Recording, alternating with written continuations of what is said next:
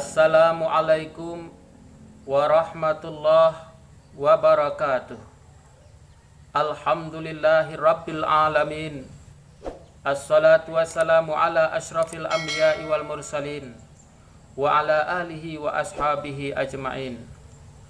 Ashhadu an la ilaha illallah wa ashhadu anna Muhammadan abduhu wa rasuluh la nabiyya ba'da amma ba'du.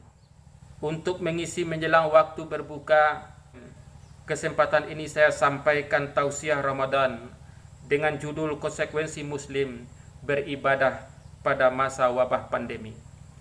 Kaum muslimin dan kaum muslimat, bulan Ramadan disebut juga dengan Syahrul Ibadah, bulan melaksanakan amal ibadah. Melaksanakan ibadah di bulan Ramadan ini pahalanya dilipat gandakan oleh Allah Subhanahu wa taala. Seperti melaksanakan sholat tarawih, melaksanakan sholat witir, membaca Al-Quran, dan melaksanakan puasa di siang hari. Ini merupakan amalan yang pahalanya dilipat gandakan oleh Allah Subhanahu wa taala bagi siapa yang mengerjakannya. Pada saat Ramadan tahun ini, negeri kita dilanda oleh wabah virus corona. Adanya pembatasan bagi kita di dalam melaksanakan ibadah melalui seruan pemerintah dan fatwa MUI. Oleh karena itu, sebagai muslim yang baik, kita perlu mentaati dan melaksanakan ibadah merupakan suatu keharusan, dan mentaati pemimpin kita ini juga perlu kita pertimbangkan di tengah-tengah kehidupan kita. Untuk mencermati persoalan tersebut di atas, Allah Subhanahu wa taala berfirman di dalam surat Al-Asr ayat 1 sampai 3. A'udzu billahi minasyaitonir rajim. Wal 'asr innal insana lafi khusrin illal ladzina amanu wa 'amilus solihati wa tawasau bil haqq wa tawasau bis sabr. Demi masa, sesungguhnya manusia itu benar-benar dalam kerugian kecuali orang-orang yang beriman dan beramal soleh. Sehat menasihati dengan kebenaran, sehat menasihati dengan kesabaran. Kaum muslimin dan kaum muslimat, di dalam surat ini Allah mengawali firman-Nya dengan huruf qasam. Di dalam bahasa Arab huruf qasam itu disebut dengan huruf sumpah. Setidaknya di dalam sumpah ini, Allah memulai dengan huruf sumpah ini, kita dapat memahami bahwa akan ada suatu peristiwa penting yang hendak dikabarkan oleh Allah Subhanahu wa taala. Di dalam surat ini Allah mengawali firman-Nya dengan kalimat wal asri, demi masa. Apa yang dimaksud dengan masa di sini? Yang dimaksud dengan masa di sini adalah waktu. Allah bersumpah dengan waktu. Apa yang dimaksud dengan waktu? Yaitunya ketika waktu kita diperintahkan oleh Allah untuk melaksanakan amal ibadah. Innal insana lafi khusrin. Sesungguhnya manusia itu benar-benar dalam kerugian. Kalau sekiranya waktu-waktu yang telah ditentukan untuk melaksanakan ibadah, katakanlah ibadah sholat, waktu asar, waktu zuhur, waktu maghrib, waktu duha, tidak kita laksanakan ibadah kepada Allah Subhanahu wa taala, innal insana lafi khusrin. Sesungguhnya manusia itu benar-benar dalam kerugian.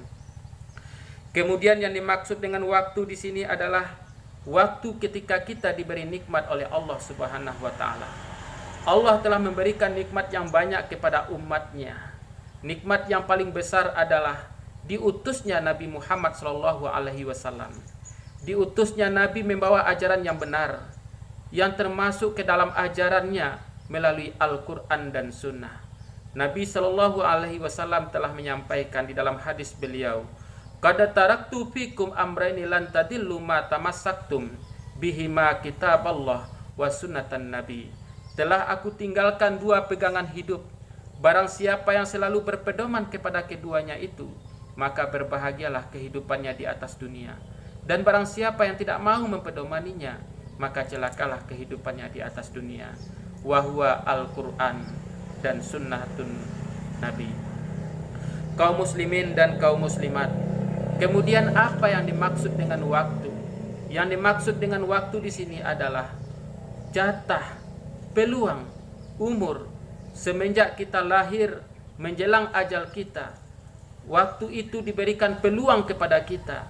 Oleh karena itu, segala apa yang kita lakukan kehidupan kita di atas dunia ini, umur kemana kita pergunakan untuk menjalankan urusan kita, pada suatu saat nanti akan diminta pertanggungjawaban oleh Allah Subhanahu wa taala.